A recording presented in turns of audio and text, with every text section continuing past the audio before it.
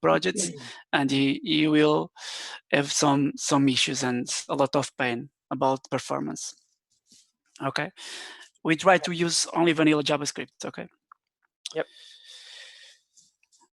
Next. I'm seeing that Mariano is asking something about libraries. Well, Libraries. of course you can use libraries. The thing is, always try to look for libraries that are built in vanilla JavaScript. Yeah. Sometimes you are not able to find those libraries, but well, it's most that's common life. So JavaScript base. You need to think if it's better for you to create your own library or make an exception and use a jQuery or any other kind of framework to accomplish your objective. Yeah. Pay attention on widgets or libraries that you are including external. Usually that components of that widgets are based on jQuery. Okay, pay attention on reactive apps and mobile apps. Yeah, and so obviously I'm not asking you to reinvent the wheel. If something is already created in JavaScript, go ahead and use it in your applications. Okay, so now another problematic question, a very problematic question, something that I debate with myself every day. I can assure you. And that's when I'm building something, a component, for instance, and I need to decide if for a specific need I want to use, it's better for me to use a placeholder instead of an input parameter. Okay, so there are advantages on using a placeholder and advantages on using an input parameter. Let's say that the placeholder it's more flexible. If I have a component named with a placeholder named title, okay, I know it's supposed to have some text inside that placeholder, but also I can put, I don't know, an image, for instance. Okay, so it's more flexible. But in the other end of the problem, I mean, in the other end of the question is, do I want the developers to have lots of flexibility and liberty when using the components? Okay, so the thing is, in my experience, what I see is developers tend to be very creative when using things that we deliver to them. So for one developer, this thing looks better left aligned, and for the other one, it looks better centered. Okay, if is no quality assurance team, these kind of things go away for production and arrive at clients in similar pages with different styles and different experience. So you need to be very careful when choosing. There's no correct answer for this question. Okay, the thing is, you need to know, try to know the developers you are working for. If it's not possible, well, it depends on the objective you're trying to achieve. Okay, so placeholders most usage and most easily to understand by the developers, because the preview service to the preview already mentioned that you can put the title here and the image here and the button here. The input parameters, it's more complex to understand, but input parameters don't allow developers made mistakes. It depends, okay, based on your experience and the use case. Yeah, the thing here is a parameter. A downside of the using a parameter is if you have a component that is already being used, if you change a parameter, there's a huge probability that the developers will need to rebuild all the application and all the modules. Yeah, because the breaking change. Okay, so you need to be very careful uh, and try to understand that if the thing you are building is probable to change in the future or not. Okay. It's something you need to think. Okay, another tip that that you I think you already know that it's very important. It's the extension class input parameter. Okay, when you build a component, always have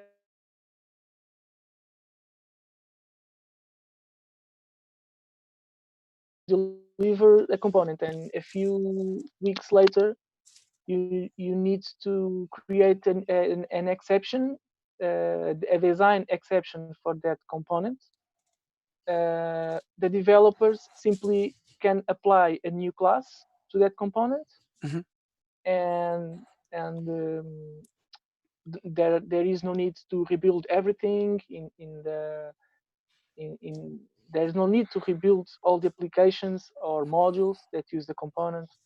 So Or it's easier to control exceptions, design exceptions for your component. in the past, what Yeah. we did was create a wrap around the weblog and add a class and set the styles based on this wrap. So today we learned that with OutSystems UI, leave an extended class for the future that developers have a choice to apply specific styles. Yeah. Good preview. So Service Studio. Yeah. So some of you already know about these iPhone Service Studio iPhone attributes. So basically, these attributes gives you the capability of applying some styles just for the Service Studio preview. Yeah. Okay, and this is very important because you do you always need to have in your mind uh, that your component will be used by other people, and if they can make a parallelism between what they see in the Service Studio and what they see in the page, it's better. Okay, and the developers are comfortable using your component if they see something similar to what you see in the page, to the final result. Okay, let's say you have something in your page with a position absolute. Um, in your Service Studio, in the Service Studio, probably you want to say that okay, this element is not position absolute, it's position relative. Okay, so use this Service Studio attributes, pre-attributes, I don't know how to call this. So the things look prettier in the Yeah. Service Studio. And the reason, the important thing is we are working from low code. Yeah. So people that don't need know a lot of complexity of the code. They need understand the logic and the business and apply the rules. So the experience on the Service Studio is so important because they are focused on apply the rules, not the alignments Yeah. or understand how component will be feel. Okay, it's important to try to leave the experience on Service Studio Preview or Platform Preview like in the browser. Yep. So in the end, deploy Okay, so components. yeah, so when delivering a component, always check if it's inside a module without any CSS or any other kinds of dependencies. All right. So all your components. So don't. This is important because all your components should be reused reusable in different applications, and one application don't need to know that the other one exists. Okay, Yeah. so I used to say our components should be blind, totally blind. Yeah. So if my component is being used inside the theme, one application that have references to theme one, the component will have one design. If the same component is being used by another application that have references to theme two, the design changes, but the component is exactly the same. Yeah. So the applications don't need to communicate between them, and this way you can achieve a more reusable set of components. Yeah. The base is the components, if possible, don't reference anything. Okay. Without CSS and in a module clear without references, only with HTML structure, JavaScript, and if needs OutSystem actions. Okay. Yeah. In the next steps, next slides we'll show complex architecture and documentation. Yeah. So in the end, don't forget to document everything you do. And by that I mean all the variations your component can have. Try to show the developers different kinds of usages for your components. So by experience again, I know developers don't like to read this kind of documentation, but nevertheless, don't forget that there are always new team members arriving at teams, at development teams. So at least if if by the time they arrive they read what you type, what you document, that's already something. Okay, so this way you are saying to the developers something like, okay, try not to bother me so much, go ahead and read the documentation first, there are a lot of information there, and if you can't find what you need, then come and talk to me. All right, so every day we have developers asking something, asking things to us, and I'm always saying, well, that's in the style guide, go there and see. Usually I send the developer the direct link for the style guide for the component he asking for. So again, documentation is very important, and in this case, document your component, show Yeah. examples, um, create, if possible, sample pages with those components inside, and you see it will be easier for the developers and for you. You will read it at least one time, right, Pedro? So you have to make it count with very good documentation to prove the value, because if it's there, they will get it at the first time. If you're lucky, enough, if you're lucky enough to be working with teams that give ramp ups to developers. Sure. I already work with teams that doesn't know what a ramp up is. Yeah. So that's a problem. But let me check. Let me say something. What you are seeing is a design system CMS, a content management system that we built to solve some problems with that. Usually we spend a lot of time delivering documentation, lifestyle guides. What we did was create an application with a content manager system that enable all stakeholders, designers, managers, deliver the documentation. So in this moment, they can, every team, every member of the team can help us to write comments and deliver the screens and the how to use and when to use. So one of the problems in the past that we have is that will be the experts that needs developer the documentation. Today, designers, managers, trainees, everyone can deliver documentation because this is an CMS. So next, implementing a UI component step by step. We need to be fast. I will try because we already spent some time. So component design. Usually we receive the UI from the UI design team. In our case, based on InVision, but we already use Zeppelin, Evocode, Figma, and another platforms to share design. So in this case, you already seeing the popover that confirm delete action.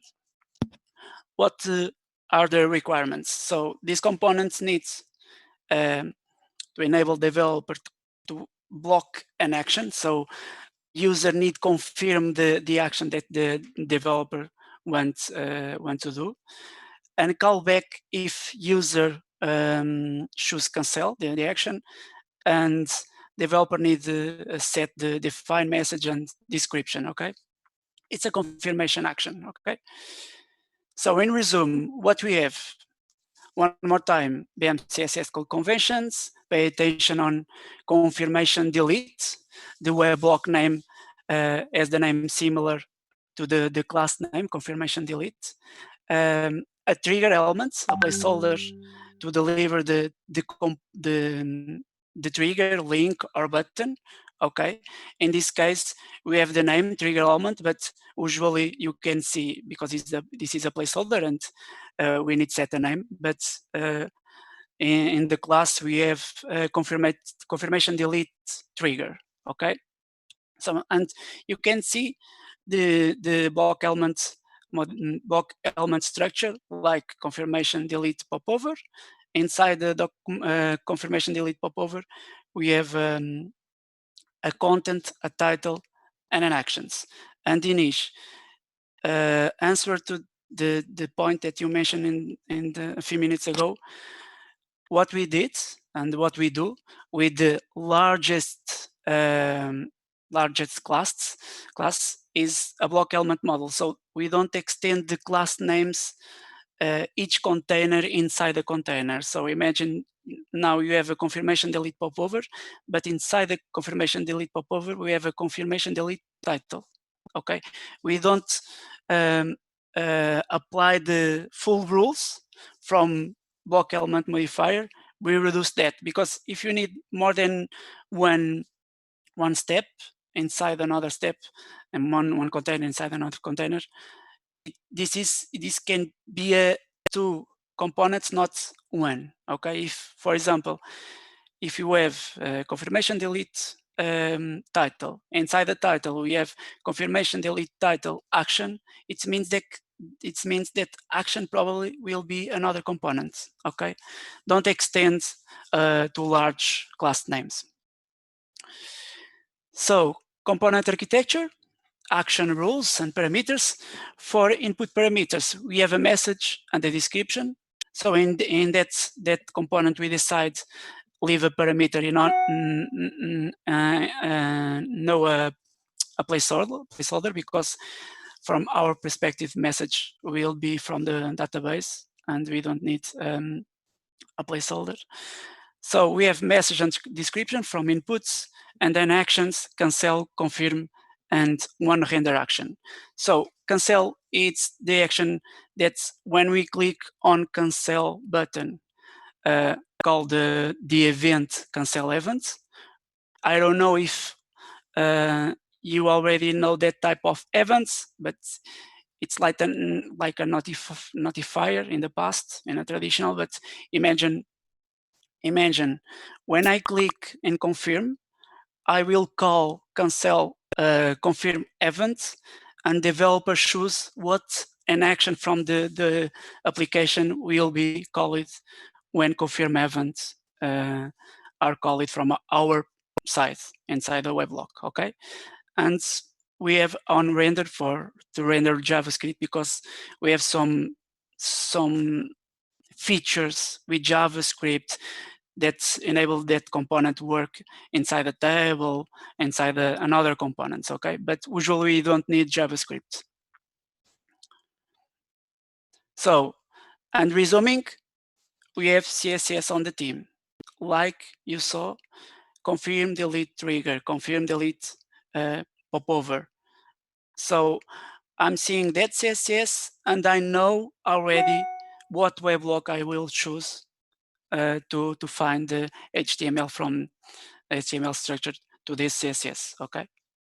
So I'm resume a live example. Okay, it will be a demo. Let me show you something.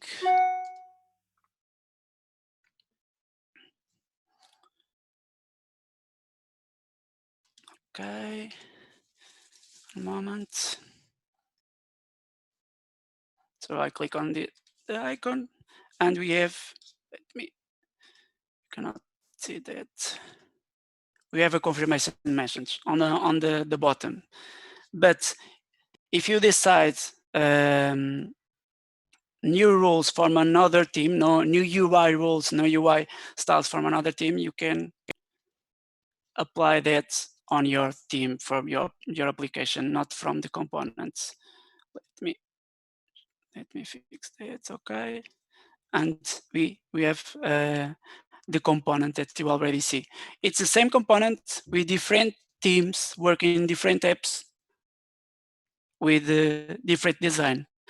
The point is, when you are looking for a design, try to find the elements and the containers, because this is the same components, and usually it's hard to match that are the same components.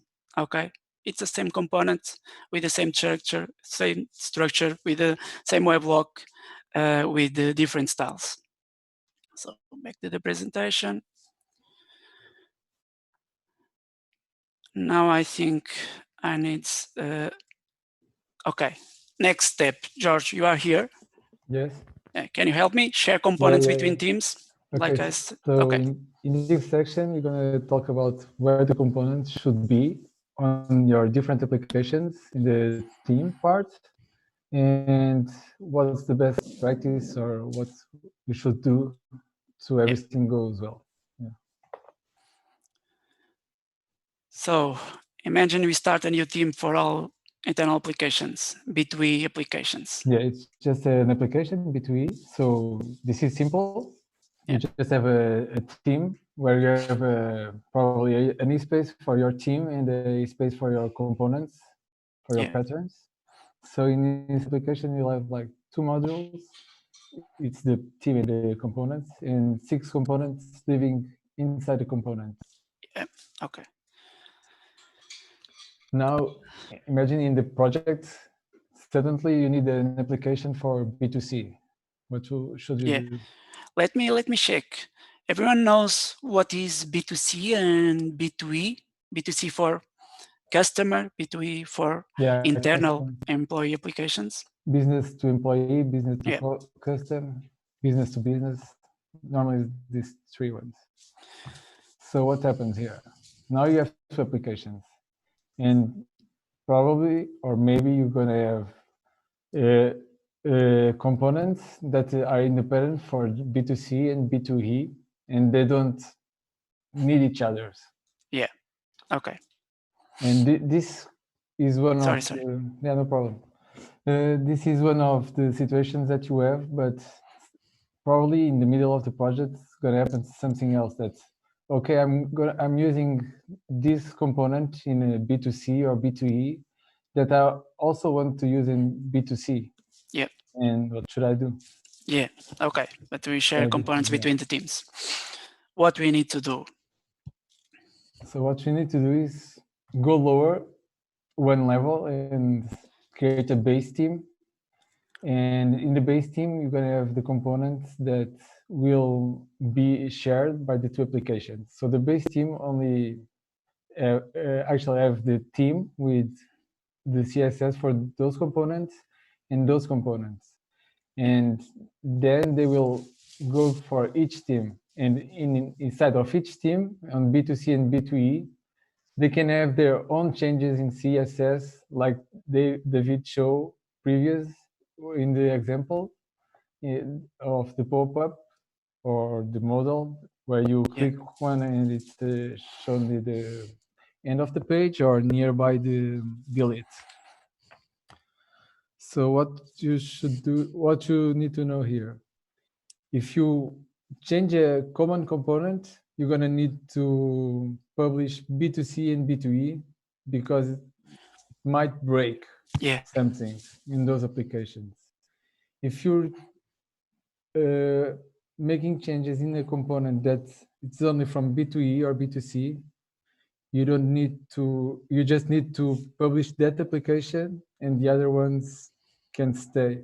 They are independent. Okay. Yeah. So the basic is that if you want to share in some moments of the development phase components between different teams, move that components to the base without CSS or CSS structure only, and reference that from the different teams. Okay, and this is common usage. It's not decided from the initial step of the projects. Okay, it's not the decided on the architecture. It's comments live with that changes regularly. That you imagine the developers that create websites or they create B2C applications or create mobile app, developing a component that I want to use on my internal application. So I need move that to the bottom, reference that from the bottom, from different in different applications, okay, in different teams. Yeah, normally what we do is we just try to check in the designs if there are base components that are common to the different applications, and we build it already in the base team, or we already know that some components that we use in all projects are going to be useful for the different applications. So we put it already in the base team. Yeah. Okay. So, George, new challenge. Now we need developing applications for our partners, usually B2B, but I don't want new components. I can use only from components that we have on the bottom. What we need to do?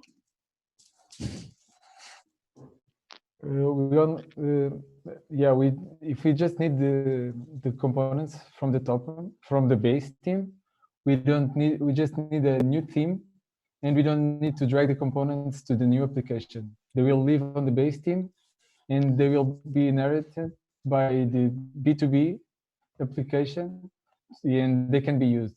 Yeah. So if you don't have components, don't create components. Yeah, don't create the components. Yeah. So normally it's like you have those components, and if you need the different aspects or looks, you just change it in the B2B team, and that's it. Nice. Okay. Okay, one more. We need some customizations for international websites. So marketing, we understand, okay, marketers. That's, they want to create different guidelines from the website, from people that has access from another country. What do we need to do? Create an international team, right? Yeah, we create a child from the B2C team for the international team, because it's a child from that team, and you create a team and new components that's only going to live in B2C international. Yeah, but you can use. Yeah, you can use the B2C components and the base components. It's like an inheritance. So yeah. So this is an example that's how your application factory can grow. Okay, 200 applications, it's simple to manage. It's 2 applications or 20 applications, it's simple. 200 can be hard. So try to scale in with that top movement. So move the components to the bottom and share components between the teams and applications. it's not so easily like we share, okay? Because you have problems with management and dependencies and put that on, move that to the production on another server. But it's the best way to promote use components and maintain components, because in the end of the day, probably you spend 20 hours create that component, but if you don't reuse that component, probably you will spend a lot of time create components like that, like this one. Okay, repeat the components in different teams and manage that. I'm seeing your question there. If okay, we have questions. If the UI patterns consume the base team, but on B2C team, that should not happen. Well, the B2C teams gonna consume the base team, so it's not consuming OutSystems UI team. Okay, so it's like the OutSystems UI, it's the root, then the base team, and then the tree grows from there. No, George, I think they ask if your application on the top are consuming the base team only or directly OutSystems UI. The base team, because we usually use the CSS team from our site. The components are referenced directly from the application. Yeah. Not from the team, okay? The team don't reference OutSystems UI. Only if you scale a new component, but we don't promote that. Imagine you can change something or create a component that have OutSystems UI component inside. Usually we don't promote that. We pick this component from OutSystems UI and bring from our sites to our sites, because we don't want reference OutSystems UI because the life cycle. I think they're talking about the OutSystems UI. We can leave that for the questions, okay? So 2 minutes more to leave some tips. So let me resume some tips that we remember a few hours ago. Naming containers. Pay attention in reactive apps and mobile apps. This is not appear. Virtual DOM don't do that, but in traditional, pay attention when you're naming a container, sorry, because I know if naming a component helped me to identify the tree and the elements, but when you're naming the component, this happens. It's a logical to OutSystems find the architecture components. Try to don't name don't set the name on container if you don't need. Okay. Patterns. Okay, when you have something like that, multi-structure HTML classes, probably you need a weblock. It's the base rule of OutSystems. You need a component or a pattern. Check documentation. Yeah, it's common. We are developers. We know that documentation is boring, and probably we spend a day trying to solve something that's already are solved on documentation. Okay, try to learn before implementing your application. Check the components, check the OutSystems UI. OutSystems UI have a lot of things to do. If you know well OutSystems UI, probably you already have 90% of your application. Okay. Percentage. Yeah, David. Usually, what the first thing I do when I know, I know for sure that I need a new pattern.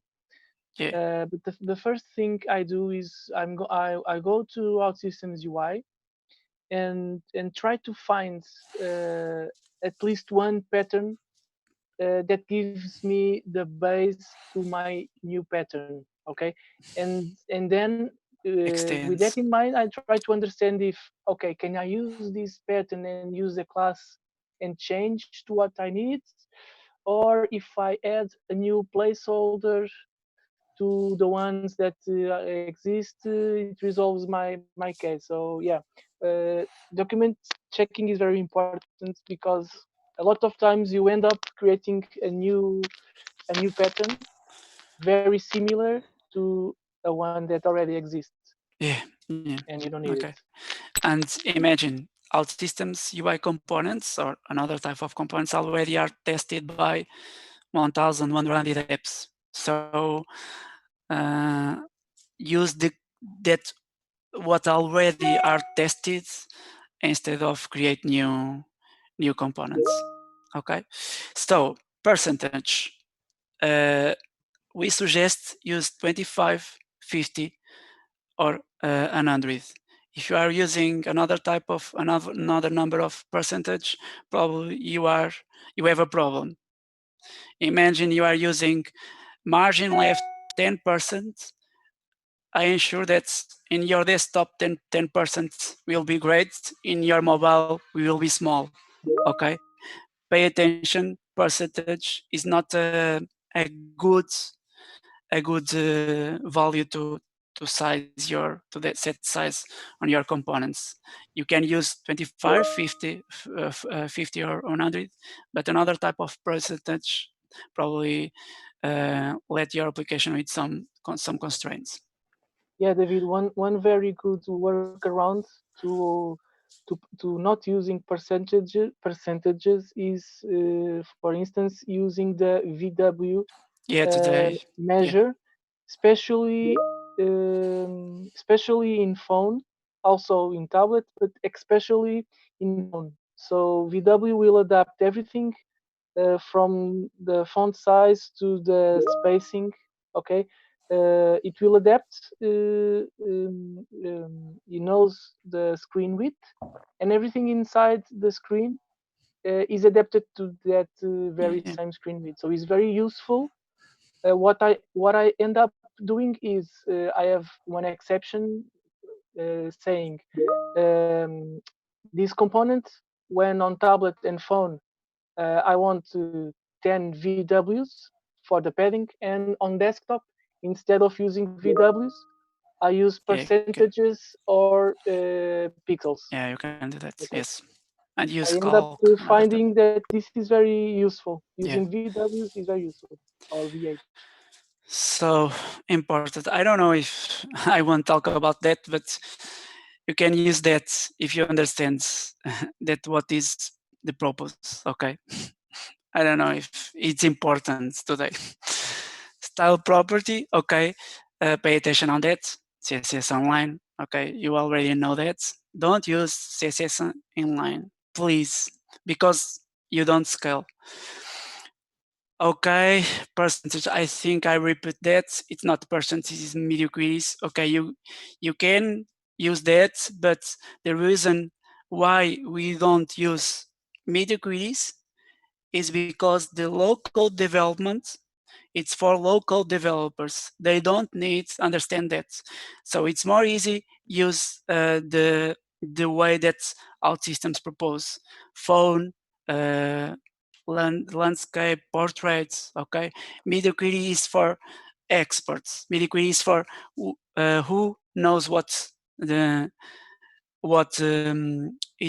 does, okay? For local developers, they don't know, they don't need to know how work media queries, okay?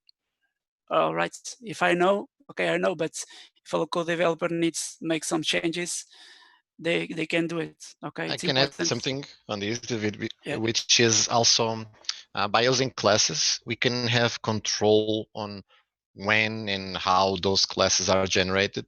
So I'll give you the example on OutSystems UI. You have phone and tablet and desktop and so on, but we have a mechanism that allows you to define and override without going to CSS those breakpoints. So if phone is or if tablet, the maximum size is 124 pixels, you can go on the layout. You can just configure by parameter the size, and you don't even need to go into CSS. Something we try to promote as much as possible. So you are saying that we can set the breakpoints, customize it from our side, right? Yeah, didn't you notice? No. All right, so there is an action for that in OutSystems UI. do you guys realize how important it is to document? No, Oh, I already know. Yeah, but this is it's an very action. important because this means we didn't document properly, and a lot of people are not aware that you can customize the breakpoints. Yeah, I already see that on an action. Yeah, it's true. Yeah, it's like a parameter for usage that we talk about it's later. So thanks, guys. Probably spends an half an hour more than we expect. So time to questions. Now we can give us feedback and made some questions that we try to help. Yeah. All right, great stuff. Thank you, guys. Thank you, Interactive, David, and the rest of the folks. Well, what I suggest for now is we are taking questions, so you can, everyone in the chat, you can just ask questions if you want. We'll try to answer them. And well, if anything comes up, I would like to kick off with also, I think there are a few. There are multiple actually really cool takeaways from the presentation, but also a lot of points to discuss that we might go there. So does anyone want to start with a question? So people are already asking for the presentation, David. Yeah. Okay, I will share. It will be available later, yeah. Right? So this is being recorded, by the way. So everyone that joined after we mentioned. Let me say something. In the past, we already did some meetups with cool stuff. If you are looking for front-end meetups, you will find the presentations. All right. They want the OML as well, so remember that. All right, so we have a few questions. Let me try to figure to read and try to not miss anything here. Using SAS.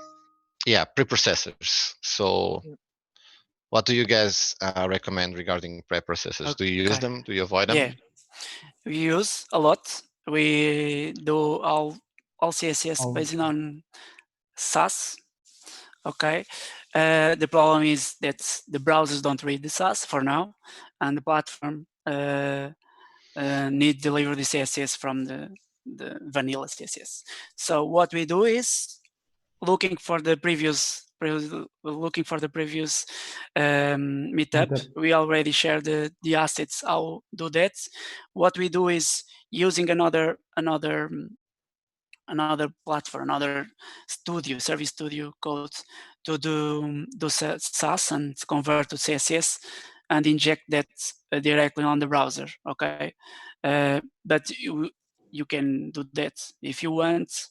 I think we already shared the base OutSystems UI CSS code, probably in the community.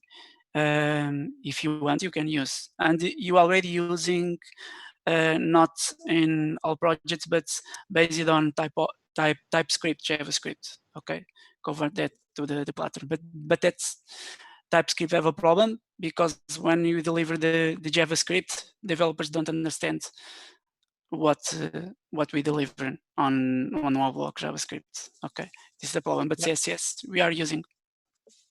Yeah, basically we have the OutSystems UI transformed in SAS. We use that code in. We compress the code in our side, inject in the browser. We do the development like this, and when we finish our development, we put the code on the OutSystems and publish. Yeah. So basically, you can use SAS locally in your computer. Right. How about using CSS in the style sheets, in the themes from the modules versus using styles in weblogs or screens? Do you guys have any recommendations on that? There's a question from Luis Alves on this topic. Okay, the problem that's like OutSystems base rule is to scale. Reuse components, it's the reason that why you have a weblog. You need scale. If you are using CSS on inline style, probably you can't scale because if you are changing something, you need to change everything on the screens on on Weblogs. If you define the margin or if you define the color, probably you'll set the colors in each weblog, in each element. The base rule is using the CSS theme to deliver all CSS, but if you understand how CSS works, I believe in the future CSS inline will be the rule. Okay, not make sense, but I believe in the future it will be the rule, but not for now. In OutSystems platform, I don't agree with using CSS inline. Only for, imagine you need a background image from database. Okay, you need to use that style inline. David, but well, how about in the block itself? Imagine I have a component and I want that the base CSS for that component. Okay. Would it be on the block? What if they are not used in most places? And should I have the CSS on the base style sheet always available when a component, say, it's used like in one screen? Yeah, if you are using the component in one screen, you don't have problems. The reason that we don't use CSS on Weblock, it's more easy for us. Don't use directly platform to write the CSS. It's from our side, so we have only one file. In the end. It's like every time you use a CSS in components, you're gonna create a style sheet. So let's imagine, style sheet file. In older browsers, you have a limit for style sheets. Yeah. First thing. So if you have like 90 components that you only use 1 or 2 times and you have the CSS there, not gonna pass. Yeah. To the browser. I think I remember, David, do you remember? I think we worked together in a project that hit the maximum amount of style sheets. 6. Yeah, and we have to. Yeah, 6. Yeah, I remember that. Have to work around it. So yeah, that's one good reason to avoid too much. Yeah, and the thing is, if you have CSS in your webhook, you need to have in your mind that very same CSS will be read by different applications that use the same weblog, and if you put the CSS there, that CSS will be applied to different applications, and you lose the scalability part of the thing. Okay, and if you change the CSS of that weblog, all the applications will be affected by that change, and you need to verify all of them. And if we are talking about a factory of 10, 12, I don't know, hundreds of applications, they exist. The cases like this one, it's very painful to go through all the applications and check if the what I change in the weblog it's affecting negativity. It's affecting. It's affecting in a bad way the applications. So don't put CSS in your webblocks. Always use themes. It's better for scalability. Yeah. To scale. Let me try to move on a bit because we have quite a backlog of questions right here. So. How about base 64 strings for icons and stuff? We have a question around it. Okay. Do you guys include icons as I base 64? Have a question about that. I have a question about that because we have a painful rule in OutSystems based on validate CSS properties inline. Okay, but it's around. We use base CSS, base 64 CS encode for image, or imagine if you need a URL, if you don't have an URL based from the database, you can convert that to the base 64, okay, and use that inline, imagine. Yeah, but normally our icon fonts, it's maybe for icon fonts. Yeah, for icon fonts. SVG, and we just generate a style sheet for them.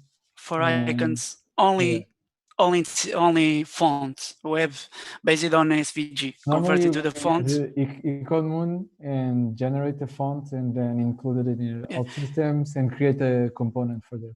We have good stuff on blog from OutSystems created by I forgot the name. With the tutorial, how design move the components to the platform from icons. Sorry, move the icons to the platform. How to incorporate the icons from the designer in the platform. I don't know. How to create a custom font and import to OutSystems? Yeah. All right. As an icon font and not as SVGs, right? I think I remember the article. Yeah, it's right? from Natalia, I believe. It's from Natalia. Yeah, that's right. Yeah. It's cool. All right. So what else? What else do we have here?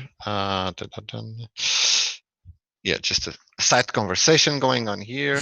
Traditional. It's okay if it's okay to use the OS tag name on traditional web. It's okay. Yeah, it's okay. We use it. Yeah, if you manage, it's okay. But now you have HTML tag. It's the same. Yeah, but yeah.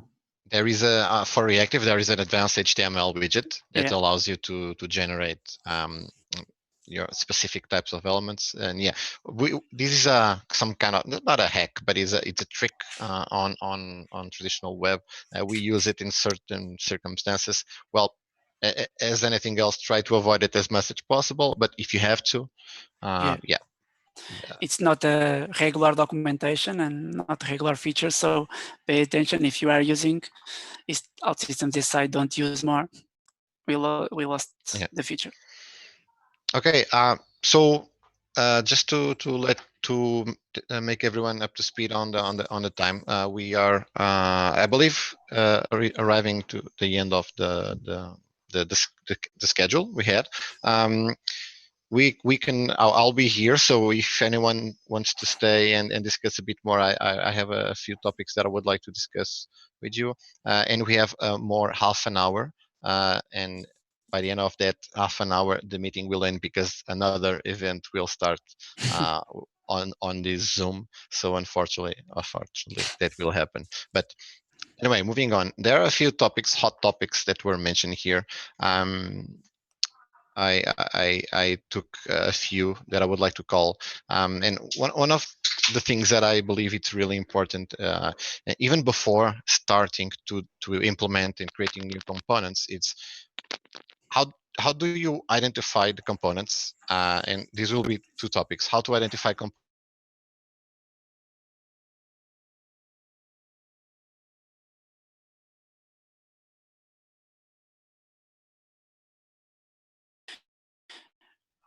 Usually because we have a design team that today knows a lot of OutSystems UI and how OutSystems works. So when the project is for OutSystems UI, to development based on OutSystems, already they knows already what components are need to use, and if these components will be one new component or a base component from OutSystems UI. This is the first step. Usually we help them to define the atom designs. For example, if you have a card, this can be a component, but if you have a title, this will be an element. But imagine inside the card you have another card. Designers need to know that will be two components.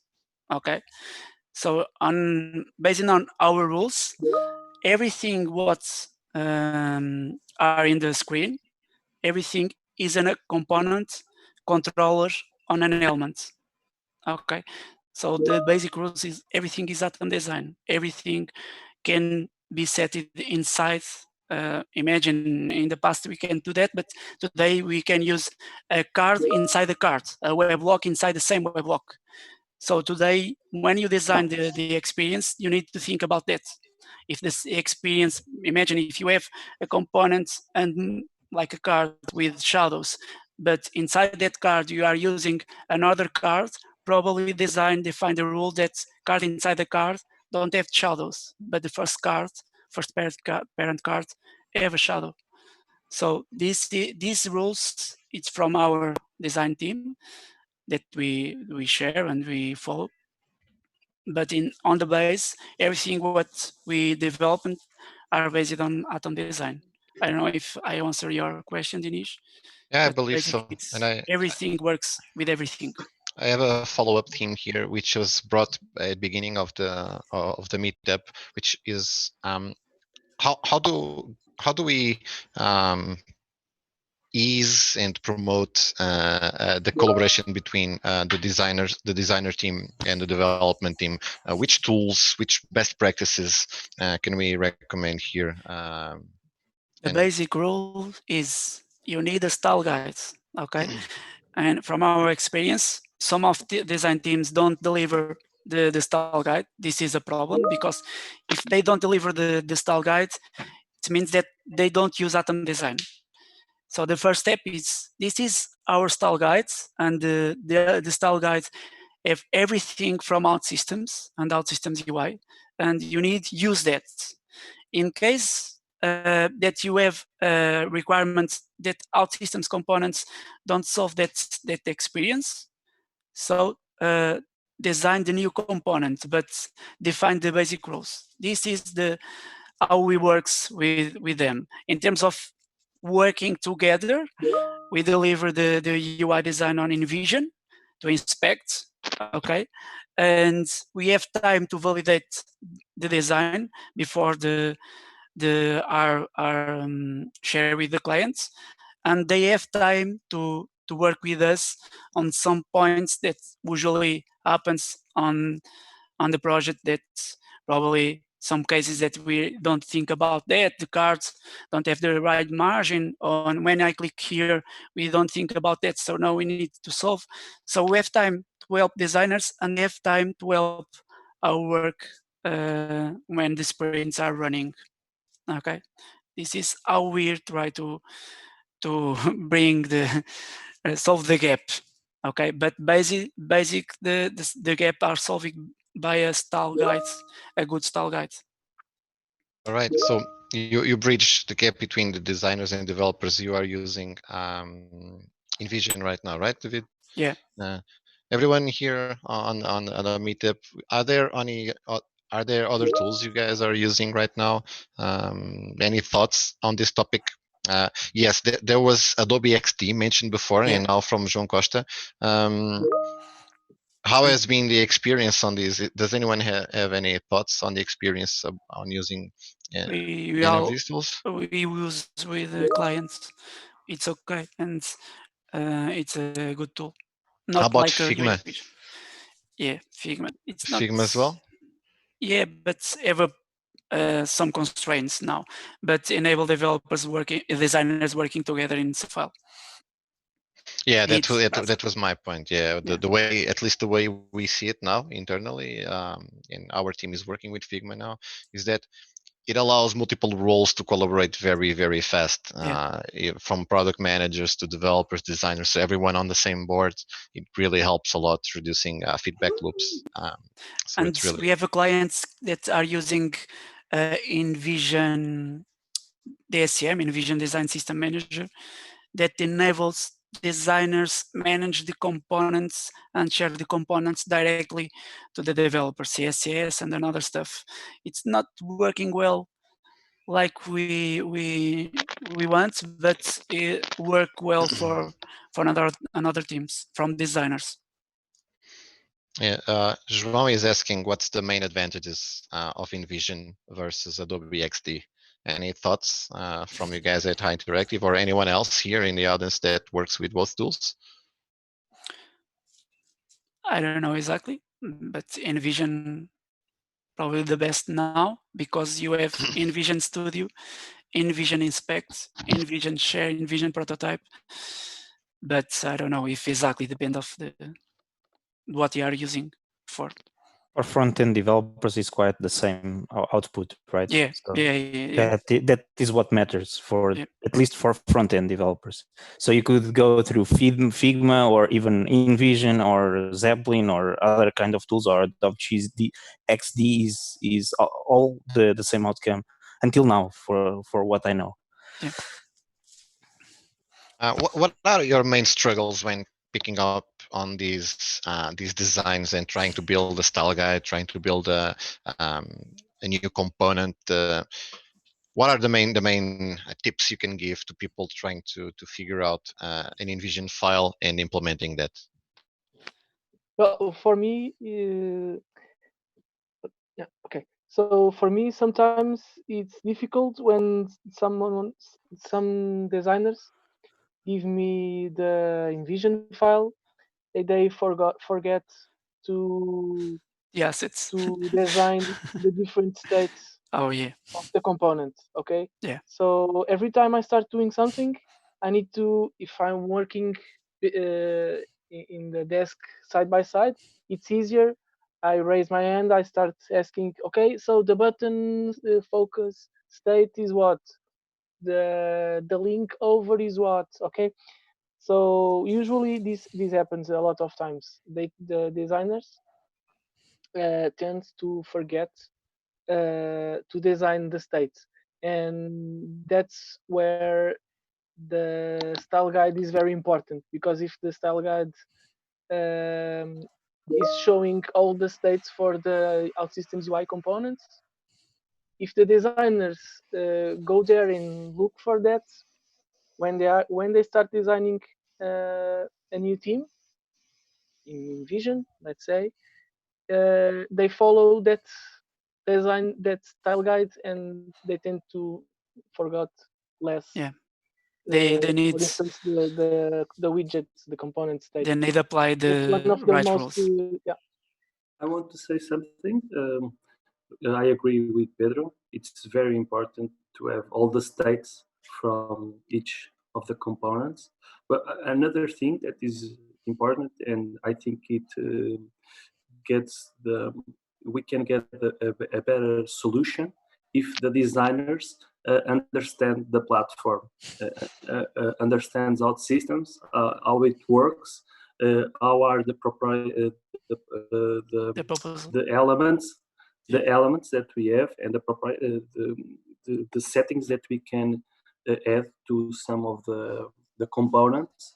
Because, for example, I saw some style guides that don't have the same space, they don't have the same headings, don't have all the headings, and it's very difficult to make that changes. And for example, 2 pixels of difference from spacing can have a different layout, a different UI. If they understand how the platform works, how the rules are from the UI, it's very easy from have the high fidelity mockups set up. Let me say something. I don't know if the problem will be the platform. The problem. Imagine you are development or designing something for another platform or for vanilla code. The problem is not the framework, because with CSS and today with HTML control that you have, you can do everything. The problem is when design think about the screen, most of the times they don't follow the rules in all screens and don't decide what rule is for HTML H1 or for the buttons. The problem is if you don't have a good style guide base to start the designing phase, probably you will design a lot of styles difference between the screens.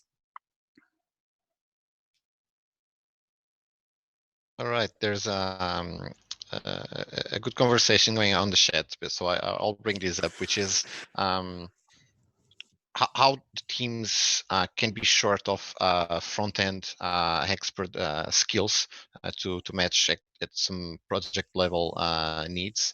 And usually we take OutSystems developer as a full stack developer. So it's a developer that can build business logic, that knows how to create anything basically without systems. But usually projects like talent in front end. This is where you guys have been working a lot, right, David, in supporting customers and enabling them to work better with front end. But what are your thoughts here on the lack of expertise in front end? Okay, low code is low code. So the rule is low code developer is know everything about the business you don't need to know everything about the code. So local developers is a business guy, not an expert guy.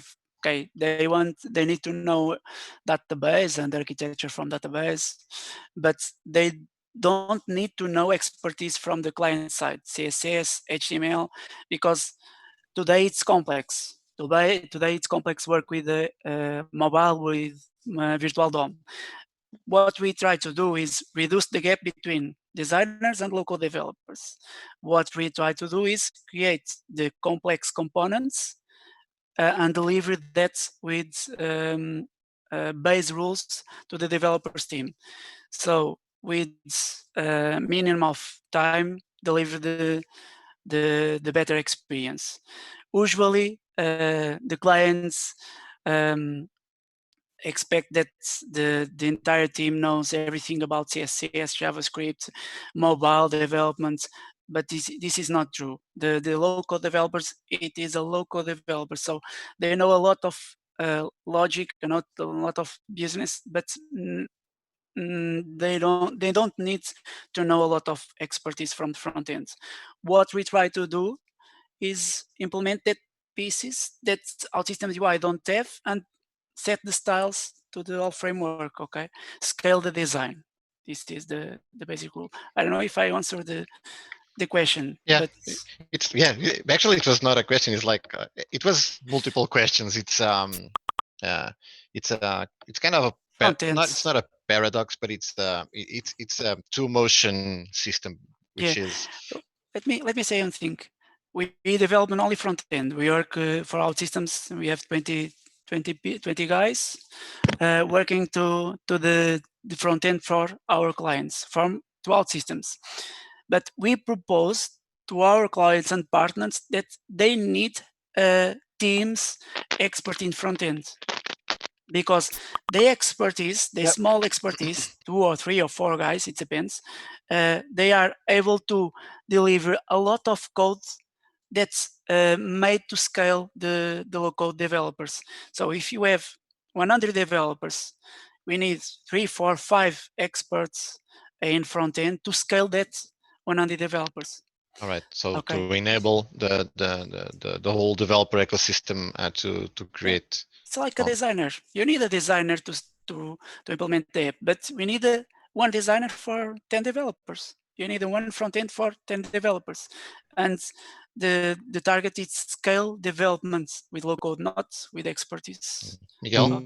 Yeah, David, just one question. What is easier, is to bring a front-end expert to OutSystems or train a developer, OutSystems developer in front-end technologies? In a way to build lifestyle guides. 3 years ago was painful bring the front-end developers to OutSystems, but today, because today OutSystems work B2C, and front-end developers, it's like a designer that wants do cool stuff, okay, and beautiful stuff. So today, in my opinion, it's more easy bring the front-end developers with expertise, with already have expertise to the platform. But if you imagine we have 2 developers, one front-end developer and one local developer starting today, probably we need 3 years of expertise, of experience to the front-end developer deliver the design. But for local developer, we need 3 months, 6 months. So it's difficult to manage that. The front-end developer need more experience than local developer. Yeah. The reason I'm asking you this is because sometimes, and this is from my experience, is that when you bring someone that is a huge fan of front end to the platform, of course they can build components, but then the connection between what is useful or even what is normal for a developer to use is not the outcome that sometimes that front end developers that work with the platform normally create. So this is the question why I was. This is true. This is true. Because when you develop front-end developers, because you are developing components that are using from another guys. When you are front-end developer for low code, you are developing assets to the platform that developers are using or will using. So we need to think about the experience. The another side, the developer, the local developer, they don't need to know everything about front end. They need only CSS, JavaScript. Okay, you have here, but you have the placeholder to do that. Isolate the complexity. It's what OutSystems UI do.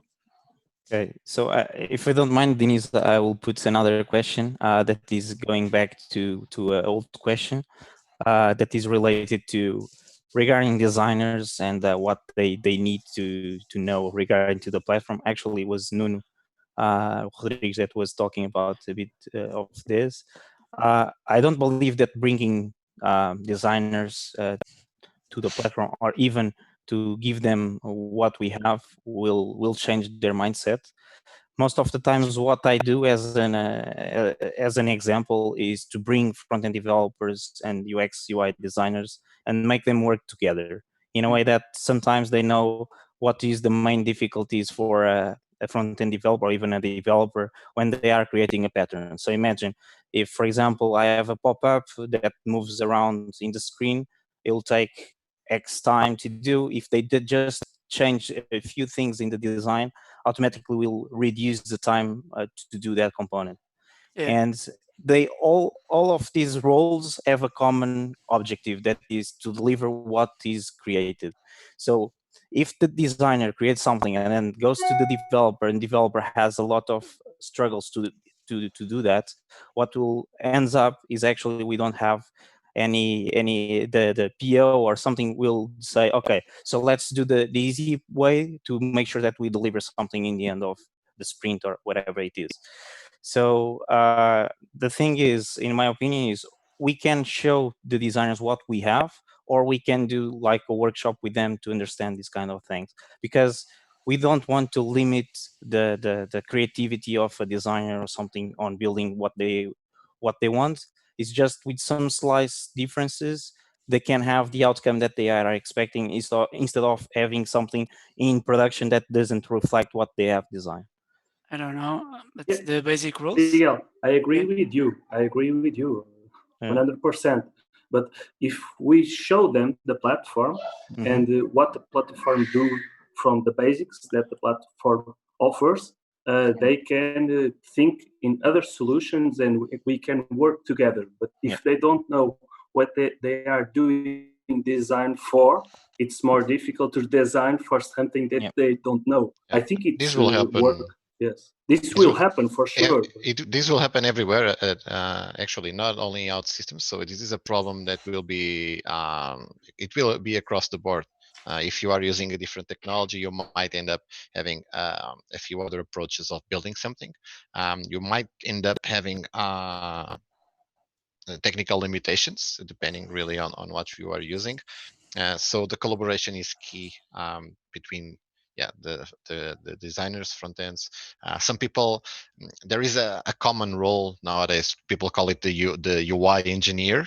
So which is the guy that really makes the bridge between the UI designers and the developers that will usually this person builds prototypes. So rough skeletons of a component that will often bring the structure, a few interactions, and then the team will build up on that. So this might be depending on a team's maturity level, depending on the kind of project, the kind of factory. This might be a key role for to fill in the team maybe. Guys, I think we have time for one more topic or one more question. I know. Can I add something to this talk? Sure, A week ago, I was working at a client with we have a team of 3 front-end developers and 3 or 4 designers, and they delivered me something. They delivered me an InVision page with 2 floating buttons, 2 call to action buttons, and the guy that delivered that to me didn't know a lot about the OutSystems patterns.